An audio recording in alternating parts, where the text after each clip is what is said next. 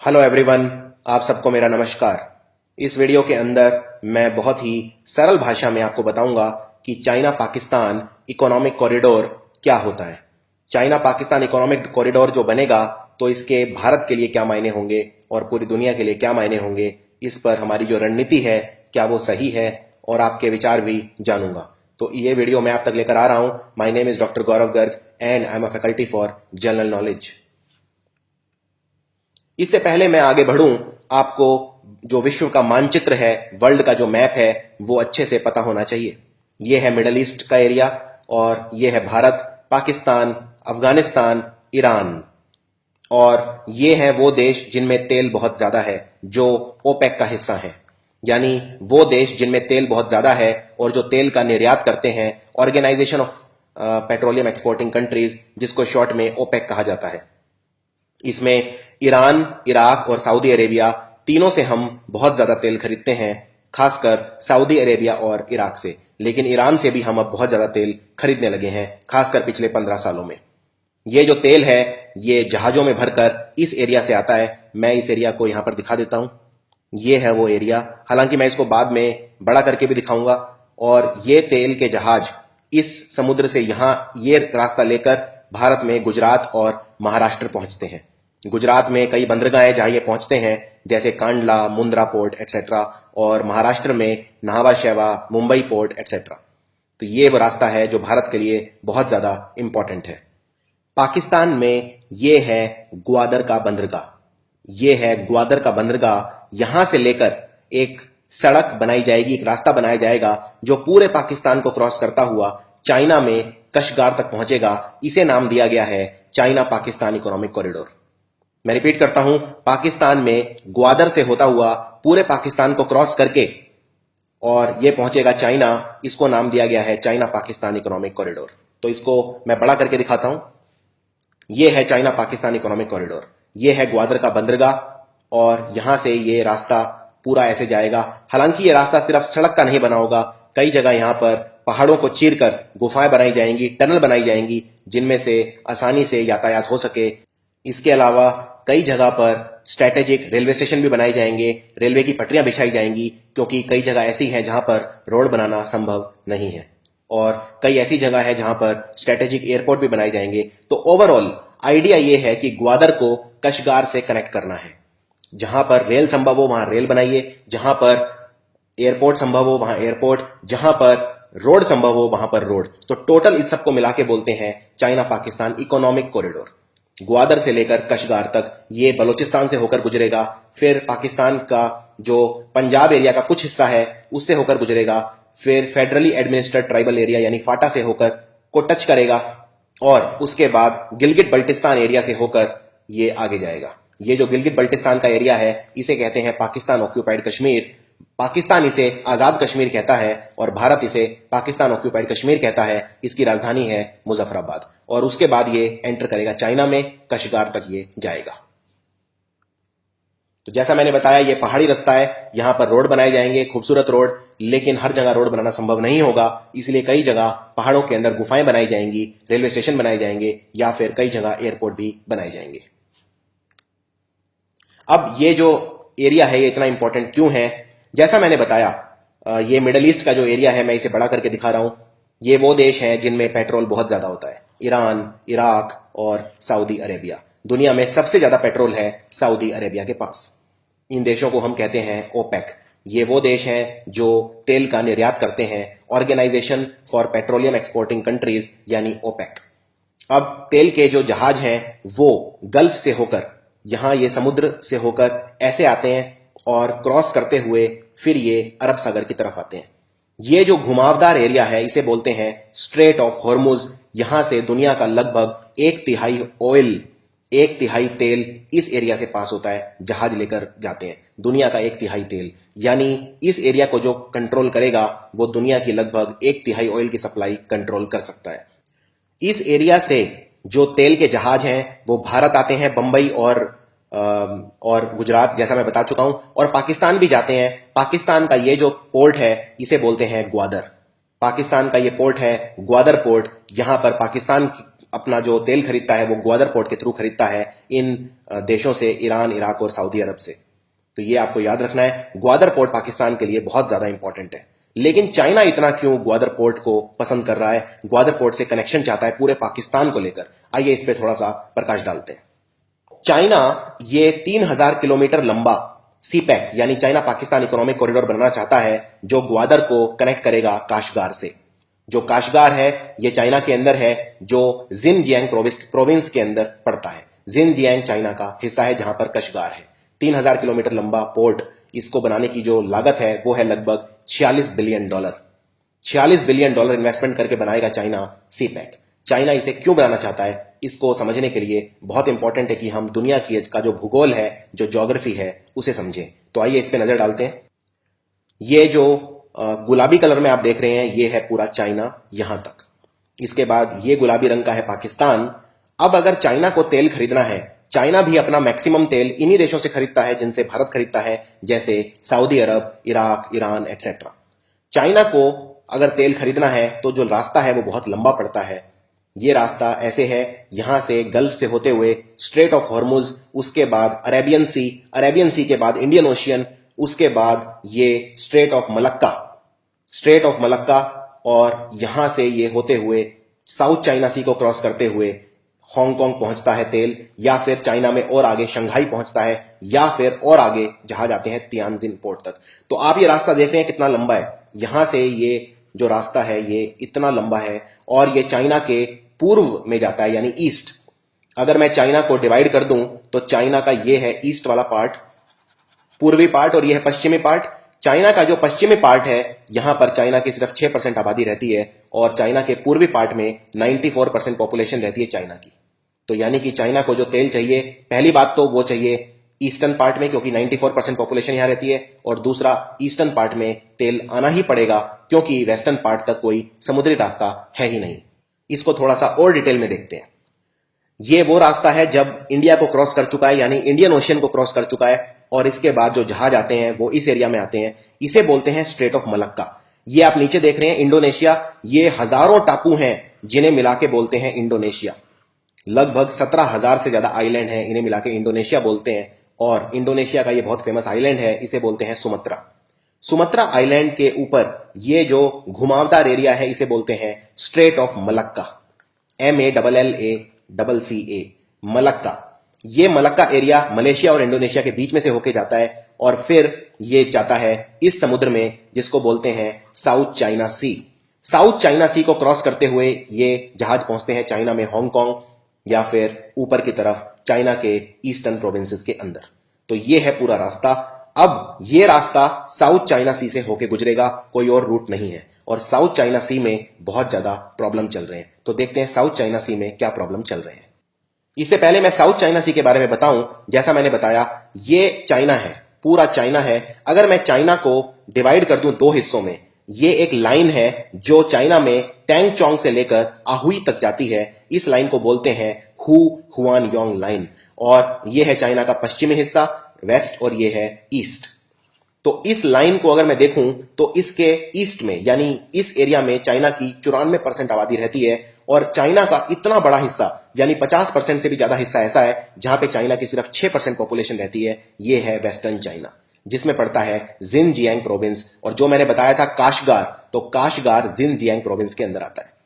एक और बात, अगर मान लीजिए एक हाइपोथेटिकल सिचुएशन ले लेते हैं कि अगर भारत और चाइना का युद्ध होता है कल, तो चाइना को अपनी जो आर्मी है वो ईस्ट से वेस्ट लाने में भी बहुत समय लगेगा। मैं अभी एक भारत के एक आर्मी मैन से बात कर रहा था, तो उन्होंने मुझे बताया कि चाइना को अपने ईस्ट से वेस्ट तक अपनी आर्मी लाने में बहुत ही लंबा एरिया ट्रेवल करना पड़ेगा, और ये जो रास्ता है ये समतल नहीं है, यहां पर भी बहुत सारे पहाड़, डेजर्ट, ये वाला एरिया है जिनजियांग, ये बिल्कुल भी डेवलप नहीं है, ये अर्बन एरिया नहीं है। 6% पॉपुलेशन चाइना की रहती है सिर्फ इतने बड़े एरिया के अंदर। इसी से आप अंदाजा लगा सकते हैं कि ये एरिया किस तरह का है। अब मैं आपको बताता हूं कि साउथ चाइना सी में क्या समस्या चल रही है और चाइना इतना परेशान क्यों है। इसके लिए अगेन दुनिया का मैप देखेंगे, तो जैसा मैंने बताया जहाज चले यहां से, ये नीचे आए अरब सागर, फिर इंडियन ओशियन, और उसके बाद ये ऊपर की तरफ गए, फिर मलेशिया और इंडोनेशिया के बीच में से ये गए और फिर गए इस एरिया में जिसको बोलते हैं साउथ चाइना सी। उसके बाद ये पहुंचे चाइना या फिर साउथ कोरिया और जापान। ये है साउथ चाइना का एरिया। ध्यान से देखिए इस एरिया को, very very important. South China Sea में इसके जो बाउंड्री पे, बॉर्डर पे जो कंट्री हैं वो कौन कौन से हैं? ऊपर चाइना है, इधर है वियतनाम, फिर इधर है फिलीपींस, नीचे है मलेशिया और इंडोनेशिया, और इस तरफ है ताइवान। ताइवान एक अलग देश है जिसकी राजधानी ताइपी है, और बीच में पड़ता है ये विशाल महासागर जिसे बोलते हैं साउथ चाइना सी। साउथ चाइना सी के अंदर ये आप टापू देख सकते हैं। ये वाले जो आइलैंड हैं इन्हें बोलते हैं पैरासेल, PARACEL। इसके नीचे हैं स्प्रैटलिस, वेरी वेरी इंपॉर्टेंट, और तीसरे हैं स्कारबोरो आइलैंड, स्कारबोरो शोआल आइलैंड, जो कि फिलीपींस के नजदीक है। ये फिलीपींस के नजदीक है स्कारबोरो शोआल। तो ये कई आइलैंड हैं साउथ चाइना सी के अंदर। तो देखते हैं क्या समस्या चल रही है। मुख्य समस्या ये है, साउथ चाइना सी पे हर कंट्री अपना कब्जा जमाना चाहता है। फिलीपींस भी, वियतनाम भी, ताइवान भी कुछ हिस्सा चाहता है, मलेशिया इंडोनेशिया भी कुछ हिस्सा चाहते हैं। साउथ चाइना सी के जो ये टापू हैं इन पे हर कोई अपना आधिपत्य जमाना चाहता है। और क्यों? क्योंकि साउथ चाइना सी खनिज का भंडार है, मिनरल्स का भंडार है। और दूसरी बात, साउथ चाइना सी पर जो कब्जा करेगा वो जो पूरा ट्रेड का रास्ता है, क्योंकि एक ही रास्ता है, चाइना, जापान, साउथ कोरिया, तो साउथ चाइना सी को जो कंट्रोल करेगा वो बहुत ज्यादा कमर्शियल एक्टिविटी को कंट्रोल करेगा। देखते हैं कैसे। पहले इसका थोड़ा इतिहास जानते हैं साउथ चाइना सी का। जिया और हन ये चाइना में राजवंश थे जो राज करते थे, और चाइना कहता है कि 2000 से 4000 साल पहले जब ये राज करते थे तब साउथ चाइना सी पर भी ये वंश राज किया करते थे। 9 लाइन चाइना ने एक बनाई हुई है। इस डायग्राम को आप ध्यान से देखिए, इसमें मैंने रेड कलर के ये 9 मार्क बनाए हुए हैं, 1 2 3 4 5 6 7 8 9। इसे बोलते हैं 9 लाइन। 9 बनाए हुए हैं, यानी ज्यादातर जो साउथ चाइना सी का हिस्सा है, चाइना कहता है कि जो 9 लाइन है ये हमारी है, लेकिन दूसरे कंट्री इसे रिकॉग्नाइज नहीं करते। UN क्लॉज यानी संयुक्त राष्ट्र संघ ने साउथ चाइना सी का मुद्दा सुलझाने की कोशिश की एक बार। उन्होंने इसको साउथ चाइना सी को बंटवारा किया कई देशों के अंदर, लेकिन जो बंटवारा किया उससे ज्यादातर देश नाखुश हैं। UN क्लॉज को बोलते हैं United Nations convention on the law of the sea. 21 century के अंदर अभी लेटेस्ट क्या चल रहा है साउथ चाइना सी में? ये एक बहुत इंपॉर्टेंट ट्रेड रूट बन चुका है। सारे जो जहाज हैं वो तेल लेकर इसी रास्ते से जाते हैं, इसीलिए हर देश साउथ चाइना सी को अपने अंदर मिलाना चाहता है। आर्ग्यूमेंट जो है साउथ चाइना सी में वो किस बारे में है? सबसे पहला, जो 9 लाइन है, चाइना कहता है कि ये हमारी है। 9 लाइन के अंदर समुद्र का जितना भाग है वो हमारा है, लेकिन कोई भी देश इसे नहीं मानता। दूसरा, जो मुख्य 2 टापू हैं, एक है स्पार्टले और दूसरा है पैरासेल, जो मैं आपको डायग्राम में दिखा चुका हूं। ये बहुत ही इंपॉर्टेंट है और ज्यादातर कंट्रीज इन्हीं 2 को लेकर लड़ रहे हैं। तो देखते हैं इनके बीच में क्या लड़ाई हो रही है। ये है पैरासेल और स्पार्टले, इनको लेके क्या लड़ाई है? इनको लेके लड़ाई ये है, चाइना कहता है कि पूरा का पूरा साउथ चाइना सी मेरा है। इसकी डिमांड बिल्कुल क्लियर है। चाइना कहता है इसका नाम ही है साउथ चाइना सी, यानी कि चाइना का है। यही चाइना ने क्लेम किया जब फिलीपींस ने केस कर दिया था चाइना के ऊपर। वियतनाम कहता है कि जो स्पार्टले और पैरासेल टापू हैं वो 17वीं शताब्दी से हमारे हैं। फिलीपींस कहता है कि जो स्कारबोरो शोआल आइलैंड है वो हमारे हैं, क्योंकि वो हमारे बिल्कुल पास है। फिलीपींस चाइना की मनमानी से परेशान हो गया था। उसने अंतर्राष्ट्रीय अदालत का दरवाजा खटखटाया, इंटरनेशनल कोर्ट ऑफ जस्टिस, जिसका हेडक्वार्टर है हॉलैंड के अंदर एक जगह है जिसको बोलते हैं हाग। तो इंटरनेशनल कोर्ट ऑफ जस्टिस है नेदरलैंड या हॉलैंड में, हाग के अंदर। फिलीपींस ने इसका दरवाजा खटखटाया अदालत का, और इस अदालत ने चाइना को पीछे हटने को कहा। उन्होंने कहा कि साउथ चाइना सी पर आपका सिर्फ हिस्टोरिकल जो क्लेम है, जो आप कहते हैं कि हमने 9 लाइन बनाई हुई है, उस पर कोई अधिकार नहीं है। फिलीपींस ये केस जीत गया। उसके बाद मलेशिया भी इसमें बहुत सारा हिस्सा साउथ चाइना सी में अपना क्लेम करता है, खासकर स्पार्टले ग्रुप का, क्योंकि जो स्पार्टले के टापू हैं वो मलेशिया से थोड़ा सा पास है। और ब्रुनई, एक छोटा सा देश है ब्रुनई, वो भी साउथ चाइना सी में अपना थोड़ा सा हिस्सा मांगता है। यानी चारों तरफ साउथ चाइना सी ऐसे देशों से घिरा हुआ है जो चाइना का जो डोमिनेशन है साउथ चाइना सी में उसे कंटेस्ट करते हैं, उसे नहीं मानते। अब साउथ चाइना सी में क्या चल रहा है? वियतनाम, ताइवान और फिलीपींस, इन्होंने जो साउथ चाइना सी के अंदर टापू हैं उन पे थोड़ा थोड़ा कंस्ट्रक्शन स्टार्ट कर दिया है, अपनी सेनाएं यहां पर लगा दी हैं। और चाइना ने पिछले खासकर 18 महीनों के अंदर बहुत सारी कंस्ट्रक्शन यहां पे की है। इनफैक्ट चाइना कुछ आर्टिफिशियल टापू भी यहां पर बना रहा है, जिससे जो समुद्र का इकोसिस्टम है, जो वहां के वनस्पति और जानवर हैं, वो डिस्ट्रॉय हो रहा है इकोसिस्टम, और ये एक और एनवायरमेंटल कंसर्न है। चाइना ने भी अपनी बहुत सारी मिलिट्री साउथ चाइना सी के अंदर लगा रखी है। खासकर चाइना ने अपनी जो नेवी है, जो जल सेना है, वो लगा रखी है। अब चाइना साउथ चाइना सी पर आधिपत्य क्यों जमाना चाहता है? चाइना क्यों चाहता है कंट्रोल करना साउथ चाइना सी को? सबसे पहला ये ट्रेड रूट है, जैसा हम देख चुके हैं। तो अगर ये ट्रेड रूट है और ये एकमात्र ट्रेड रूट है जो चाइना भी जाता है या फिर जापान भी जाता है, तो जापान चाइना का सबसे बड़ा दुश्मन है। हालांकि दोनों देशों के बीच में हर साल $350 बिलियन का ट्रेड अभी होता है, लेकिन चाइना और जापान सबसे बड़े एडवर्सरी हैं। तो चाइना जापान की भी कल को अगर साउथ चाइना सी को कंट्रोल करेगा तो जापान की पूरी सप्लाई काट सकता है। जापान का जो ट्रेड रूट है मिडल ईस्ट से और एशिया से, वो काट सकता है। दूसरी बात, चाइना जो साउथ चाइना सी है, इसका जो तल है, इसका जो धरातल है, समुद्र के नीचे बहुत सारे तेल के भंडार हैं, नेचुरल गैस के भंडार हैं। तो ये हजारों लाखों करोड़ रुपए का मुनाफा चाइना नहीं खोना चाहता। साउथ चाइना सी पर कब्जा करने का मतलब ये है कि साउथ चाइना सी के जितने भी खनिज हैं, मिनरल्स हैं, जो नेचुरल गैस के भंडार हैं, ऑयल के भंडार हैं, उन पर चाइना का दबदबा हो जाएगा। लेकिन अमेरिका क्या कर रहा है? अमेरिका चाइना को काउंटर करना चाहता है, चाइना को दबाना चाहता है। इसीलिए अमेरिका चाइना के जो दुश्मन है, जैसे भारत, जैसे जापान, जैसे वियतनाम, उनके साथ मिलकर स्ट्रेटेजी बना रहा है। अमेरिका वियतनाम और फिलीपींस को टेक्नोलॉजी प्रोवाइड कर रहा है, मिलिट्री हार्डवेयर प्रोवाइड कर रहा है, जिससे वो अपनी सैन्य शक्ति बढ़ा सके। इसके अलावा अमेरिका भारत और जापान के साथ मिलकर इंडियन ओशन के अंदर नेवल एक्सरसाइज भी करता है, जिसे बोलते हैं मालाबार एक्सरसाइज। ये चाइना के लिए बहुत बड़ा सरदर्द बन गया है। अब आपको ये समझ में आ गया होगा कि चाइना सीपीईसी क्यों बनाना चाहता है। एक जो रास्ता है जहाजों के लिए, ट्रेड रूट है, वो बहुत ही ज्यादा लंबा है। दूसरा, इस रास्ते में भी साउथ चाइना सी की जो प्रॉब्लम है, उससे चाइना परेशान है। इसीलिए चाइना एक ऐसा रास्ता चाहता है जिससे ये सारी दिक्कतें ना हो, और उसके लिए सबसे अच्छा है पाकिस्तान के ग्वादर पोर्ट से पाकिस्तान को क्रॉस करता हुआ चाइना काशगार तक ये रास्ता ले ले। ये छोटा भी पड़ेगा और साउथ चाइना सी की प्रॉब्लम भी नहीं होगी। इसमें चाइना का खर्चा भी बहुत कम होगा, और चाइना मिडल ईस्ट से ज्यादा अच्छे संपर्क बना पाएगा एशियन कंट्री से, जो सेंट्रल एशियन कंट्रीज हैं, इससे ज्यादा अच्छा अपना व्यापार बढ़ा पाएगा। ये चाइना का जो one belt one road policy है, जो चाइना बनाना चाहता है, उसका भी हिस्सा है। इसलिए चाइना के लिए बहुत ज्यादा इंपॉर्टेंट है। चाइना का जो पश्चिम हिस्सा है, वहां तक आसानी से ट्रेड रूट चाइना अपने ईस्टर्न पार्ट में ले जा पाएगा, और चाइना अपना जो वेस्टर्न एरिया है, जहां पर सिर्फ 6% आबादी रहती है, उसे भी डेवलप कर पाएगा। क्योंकि जो ट्रेड रूट है, अब पहले तो ईस्ट चाइना तक था, इसलिए ज्यादातर जो आबादी थी इस एरिया में बस गई। लेकिन जब इस एरिया में भी चाइना का संपर्क होगा मिडल ईस्टर्न कंट्रीज से और बाकी सेंट्रल एशियन कंट्रीज से, तो चाइना का ये वाला पार्ट भी डेवलप होगा, इंडस्ट्रियलाइज हो पाएगा। इसीलिए चाइना बनाना चाहता है सीपीईसी। चलिए इस पर अब देखते हैं भारत क्या करे और भारत की क्या स्ट्रेटेजी होनी चाहिए। अगर हम चाइना पाकिस्तान इकोनॉमिक कॉरिडोर को ध्यान से देखें, तो ये पहले तो बलूचिस्तान से होकर गुजरता है, और जब ये चाइना में एंटर करता है, उससे पहले ये वाला जो एरिया है, ये पाकिस्तान ऑक्यूपाइड कश्मीर है। इसे गिलगिट बल्टिस्तान का एरिया कहते हैं। ये पाकिस्तान ऑक्यूपाइड कश्मीर है, और पाकिस्तान ऑक्यूपाइड कश्मीर भारत का हिस्सा है। याद रखिए, ये टेक्निकली भारत का हिस्सा है। आप इसे डिस्प्यूटेड एरिया बोल सकते हैं।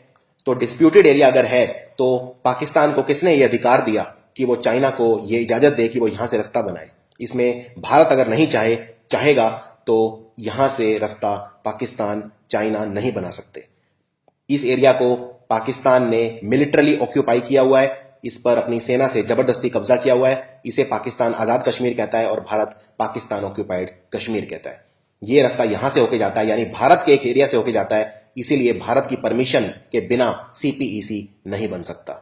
दूसरी बात, अगर चाइना का यहां पे कंट्रोल बढ़ेगा पाकिस्तान ऑक्यूपाइड कश्मीर में, तो भारत के लिए अच्छी बात नहीं है।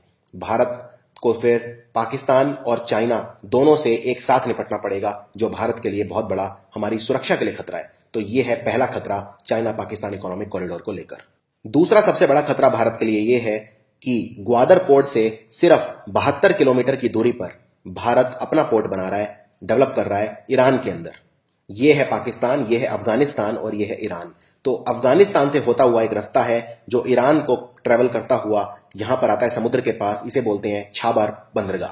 छाबार बंदरगाह भारत बना रहा है, भारत डेवलप कर रहा है। ईरान के अंदर भारत $20 बिलियन की इन्वेस्टमेंट कर रहा है और अफगानिस्तान के अंदर भारत लगभग $300 मिलियन की इन्वेस्टमेंट कर रहा है। अफगानिस्तान से भारत के रिश्ते बहुत अच्छे हैं, भारत का बहुत क्लोज फ्रेंड है अफगानिस्तान, और भारत का एक अच्छा दोस्त है ईरान। $300 मिलियन की इन्वेस्टमेंट अफगानिस्तान के अंदर कर रहा है। नरेंद्र मोदी अफगानिस्तान से रिश्ते बढ़ा रहे हैं, इंप्रूव कर रहे हैं, क्योंकि वो जानते हैं कि अफगानिस्तान और ईरान की मदद चाहिए अगर हमें ग्वादर पोर्ट को काउंटर करना है। तो अफगानिस्तान और ईरान, अफगानिस्तान में बहुत सारे जो खनिज हैं उनके भंडार हैं, ऑयल के रिजर्व्स हैं, नेचुरल गैस के रिजर्व्स हैं जो भारत को चाहिए, लेकिन अफगानिस्तान से भारत ट्रेड नहीं कर पाता क्योंकि बीच में पाकिस्तान आता है, इसीलिए ये रूट भारत के लिए बहुत इंपॉर्टेंट है। तो भारत छबार पोर्ट बना रहा है और छबार पोर्ट और ग्वादर पोर्ट दोनों बहुत ही पास हैं, सिर्फ 72 किलोमीटर का डिस्टेंस है दोनों के बीच में। और अगर ग्वादर पोर्ट में चाइना को एंट्री मिल गई, ये जैसा कि सीपैक के थ्रू मिल जाएगी, तो ग्वादर पोर्ट पे अगर चाइना बहुत ज्यादा स्ट्रांग हो गया, जो चाइना है वो ग्वादर पोर्ट पर अपनी नेवी बढ़ा सकता है और भारत की जो मिडल ईस्ट से सप्लाई है वो कट कर सकता है, क्योंकि भारत के लिए भी जो रूट है वो यही है। ये जो रूट है स्ट्रेट ऑफ हॉर्मुज का, चाइना इसे कंट्रोल कर सकता है और भारत की पूरे मिडल ईस्ट से सप्लाई काट सकता है, क्योंकि भारत की जो सप्लाई है वो इसी रूट पे डिपेंड करती है। तो ग्वादर पोर्ट पर चाइना की अगर प्रेजेंस बढ़ती है तो ये भारत के लिए दूसरा बहुत बड़ा खतरा है। भारत अपनी दोस्ती अफगानिस्तान से बढ़ा रहा है और सलमा डैम भारत ने अभी इनॉग्रेट किया है अफगानिस्तान के साथ, और हेरात के अंदर $300 मिलियन की investment, hydro power plant Bharat बना रहा है। इसके अलावा ईरान में $20 बिलियन की इन्वेस्टमेंट कर रहा है भारत, ईरान से अपने रिश्ते और अच्छे करने के लिए। इसके अलावा एक और बहुत इंपॉर्टेंट इश्यू पे आते हैं, बलोचिस्तान। पाकिस्तान का मैप इसके लिए आपको जानना पड़ेगा। ये है पाकिस्तान का पॉलिटिकल मैप, ये है बलोचिस्तान, ये पूरा जो ब्राउन कलर में है ये है बलोचिस्तान, ये है नीचे सिंध जिसकी राजधानी है कराची, ये है पंजाब, पाकिस्तान वाला पंजाब है, ये भारत के पंजाब से बहुत बड़ा है। ये है पाकिस्तान का ट्राइबल एरिया, आदिवासी एरिया जिसे कहते हैं फाटा, फेडरली एडमिनिस्ट्रेटेड ट्राइबल एरिया, और ये है नॉर्थ वेस्टर्न फ्रंटियर, और ये जो एरिया है ये है पाकिस्तान ऑक्यूपाइड कश्मीर। अब जो पोर्ट आएगा वो कैसे आएगा? ये ग्वादर पोर्ट है, ये आएगा बहुत सारे पहाड़ों को क्रॉस करके, सुलेमान के पहाड़ों को क्रॉस करके, कैटा होता हुआ आगे, और फिर ये जाएगा चाइना। यानी कि पाकिस्तान ऑक्यूपाइड कश्मीर से होता हुआ भी जाएगा और बलोचिस्तान से होता हुआ भी जाएगा। अब पाकिस्तान ऑक्यूपाइड कश्मीर तो हमने देख लिया, लेकिन बलोचिस्तान हमने नहीं देखा, तो बलोचिस्तान के बारे में थोड़ा जानते हैं। बलोचिस्तान पाकिस्तान का 44% एरिया है, लेकिन सिर्फ 5% पाकिस्तान की आबादी रहती है बलोचिस्तान में। याद रखिए, बलोचिस्तान पर जो पाकिस्तान ने कब्जा कर रखा है वो गैर कानूनी है। पाकिस्तान जब अलग देश बना 1947 में, जब भारत और पाकिस्तान दो अलग अलग हो गए, तो पाकिस्तान के साथ जो बलोचिस्तान है ये इंडिपेंडेंट था, लेकिन पाकिस्तान ने अपनी मिलिट्री भेजकर जबरदस्ती बलोचिस्तान को इस पे कब्जा जमा लिया और बलोचिस्तान तब से पाकिस्तान के अधीन है। बलोचिस्तान जो है, यहाँ पर बहुत ज्यादा जो नेचुरल गैस, मिनरल्स, इसके भंडार है, पूरी पाकिस्तान की इकोनॉमी बलोचिस्तान सपोर्ट करता है। और बलोचिस्तान में जो लोग रहते हैं जैसे बलोच, पश्तून, इनको बहुत ज्यादा गरीबी के अंदर रखा जाता है। बलोचिस्तान पे जो कब्जा है पाकिस्तान का वो गैर कानूनी, गैर अधिकृत है, और बलोचिस्तान में ह्यूमन राइट्स वायलेशन बहुत ज्यादा है, यानी मानवाधिकारों का हनन बहुत ज्यादा होता है। वहां के जो लीडर हैं उन्हें जान से मार दिया जाता है। इनफैक्ट बलोचिस्तान को आजाद करवाने के लिए बहुत सारी ऑर्गेनाइजेशन है, जिनमें सबसे मुख्य है बलोचिस्तान लिबरेशन आर्मी, और पार्टी है जिसको बोलते हैं Balochistan Republican party. Balochistan Republican party के जो नेता हैं अकबर बुगटी, उनको 2006 में पाकिस्तान आर्मी ने मार डाला, और इनके जो पोते हैं ब्रह्मदो बुगटी, वो अब यहां से जान बचाकर भागे हुए हैं और विदेश में रहते हैं। तो पाकिस्तान ने बलोचिस्तान में जिस तरह से ह्यूमन राइट्स वायलेशन किए हुए हैं वो बहुत ही ज्यादा है, मानवाधिकारों का जो हनन है वो बहुत ज्यादा है। इसके अलावा बलोचिस्तान आजादी के लिए पुकार रहा है। नरेंद्र मोदी ने अभी एक बहुत अच्छी चीज की, अपना जो लाल किले से एड्रेस दिया 15 अगस्त में, उसमें बलोचिस्तान को सपोर्ट किया और बलोचिस्तान में एक नई जान इसमें आ गई है। बलोचिस्तान में कुछ इंटर ट्राइबल कन्फ्लिक्ट भी होते हैं, यानी बलोचिस्तान में जो शिया और सुन्नी है उनके बीच भी काफी ज्यादा विवाद होता है, काफी ज्यादा लड़ाइयां होती हैं। ज्यादातर जो बलोचिस्तान में मुस्लिम है वो सुन्नी है, लेकिन कुछ शिया भी हैं। और तालिबान से कुछ जो लड़ाके भागकर बलोचिस्तान आ गए थे वो अलकायदा ग्रुप के थे, और अलकायदा आप जानते हैं सुन्नी आतंकवादी संगठन है। तो इन्होंने जो शिया है वहां पर काफी मारकाट की, काफी ज्यादा उनकी जो मस्जिदें थी वो तोड़ी और उनके लोगों को मारा। बलोचिस्तान में इसके अलावा जो बड़े बड़े पॉलिटिकल लीडर हैं उनका सरेआम कत्लेआम पाकिस्तान करता है। इसीलिए बलोचिस्तान के मानवाधिकारों की रक्षा के लिए जरूरी है कि भारत बलूचिस्तान की आज़ादी के लिए लड़े, और अगर बलूचिस्तान आज़ाद हो गया तो CPEC बनने का जो सपना है वो सपना ही रह जाएगा। यानी बलूचिस्तान को जो इकोनॉमिकली एक्सप्लॉइट पाकिस्तान करता आ रहा है, भारत को उसे रोकना चाहिए। यह है बलूचिस्तान एरिया। बलूचिस्तान ज़्यादातर डेजर्ट एरिया है, डेजर्ट या पहाड़ों का एरिया है। बहुत सारे यहाँ पहाड़ हैं, जैसे रस्को के पहाड़ हैं, जैसे ब्राहुर, किरहार, मकरन के पहाड़ हैं, या फिर सुलेमान के पहाड़ हैं, जिनसे होकर बोलन पास के थ्रू इसकी राजधानी कैटा के अंदर जाना पड़ता है। तो ये एक जो रास्ता है ये इतना आसान नहीं होगा, पहली बात। दूसरी बात, CPEC को बनाने के लिए बहुत सारे आतंकवादी संगठन है पाकिस्तान में जो इसको नहीं बनने देना चाहते। उनकी शर्त है कि अगर ये बनने दिया जाएगा तो फिर उनमें उसका भी हिस्सा होना चाहिए। तो जैसे हकानी नेटवर्क है, जमातुद दावा है, बहुत सारे ऐसे आतंकवादी संगठन हैं जो इसमें अपना हिस्सा मांगेंगे, इसलिए ये बनना इतना आसान नहीं है। इनफैक्ट चाइना इस पर पुनर्विचार भी कर रहा है, क्योंकि इसकी जो कॉस्ट है बनाने की वो भी बहुत ज़्यादा है, $46 बिलियन। और इसके लिए जो पाकिस्तान की मिलिट्री है उसे आतंकवादियों के साथ नेगोशिएशन भी करना पड़ेगा। तो कुछ इसमें रुकावटें भी आ रही हैं, इस बात का भी हमें ध्यान रखना है। तो सम अप करते हैं। सबसे पहला मुद्दा है बलूचिस्तान का। भारत को पाकिस्तान को अगर सबक सिखाना है तो सबसे पहले बलूचिस्तान में जो बलोच रिबेल हैं उनको बढ़ावा देना होगा। बलूचिस्तान में एक नहीं ऐसे हजारों वीडियोस बरामद हुए हैं जिनमें वहां पे पाकिस्तान की मिलिट्री कत्लेआम कर रही है, वहां के लोगों को टॉर्चर कर रही है। आप इससे अंदाजा लगा सकते हैं कि बलूचिस्तान आज पाकिस्तान की इकोनॉमी को सपोर्ट करता है। बलूचिस्तान के जितने भी मिनरल्स हैं, नेचुरल गैस हैं, पेट्रोल के भंडार हैं, वो पाकिस्तान की अर्थव्यवस्था को मजबूत करते हैं। जबकि बलूचिस्तान की जो पब्लिक है, बलूचिस्तान में रहने वाले जो लोग हैं, जो ट्राइबल लोग हैं, वो एक्सट्रीम पॉवर्टी में, गरीबी के अंदर रहते हैं। बलूचिस्तान में ऐसी ऐसी ग्रेव्स मिली हैं, ऐसे दफन करने वाले स्थल मिले हैं जहां से हजारों कंकाल बरामद हुए हैं जिनका कोई रिकॉर्ड नहीं है। बलूचिस्तान में बहुत सारे पॉलिटिकल लीडर्स हैं जिनको मौत के घाट उतारा गया है, जैसे अकबर बुगटी। और इस वक्त नरेंद्र मोदी ने सबसे अच्छी चीज की वो ये की कि लाल किले से बलूचिस्तान को सपोर्ट किया। बलूचिस्तान आज भारत की तरफ बड़ी उम्मीदों से देख रहा है। बलूचिस्तान की इस पुकार को भारत को सुनना चाहिए। दूसरा सबसे बड़ा इशू है चाइना का। चाइना से भारत को जो खतरा है वो बढ़ जाएगा। ग्वादर पोर्ट पर भी, छबार पोर्ट को जो काउंटर करेगा चाइना उस पर भी, और पाकिस्तान ऑक्यूपाइड कश्मीर के अंदर भी। पाकिस्तान ऑक्यूपाइड कश्मीर भारत का हिस्सा है, तो फिर भारत क्यों इजाजत दे। और एक दूसरा व्यू भी है, वो ये है कि भारत में कुछ ऐसे लोग हैं जो ये कहते हैं कि हमें शांति वार्ता पाकिस्तान से रखनी चाहिए। चाहे पाकिस्तान भारत में कितना भी टेररिज्म करे, लेकिन बातचीत का दरवाजा हमेशा खुला रखना चाहिए। अगर CPEC बनेगा तो पाकिस्तान इकोनॉमिकली बहुत मजबूत हो जाएगा, और अगर पाकिस्तान बहुत इकोनॉमिकली मजबूत हो जाएगा तो वहां पर टेररिज्म उल्टा कम हो जाएगा, क्योंकि विकसित देशों में टेररिज्म रिलेटिवली कम होता है। इसीलिए अगर पाकिस्तान डेवलप हो गया तो भारत और पाकिस्तान के बीच जो रिश्ते हैं वो बहुत अच्छे हो जाएंगे।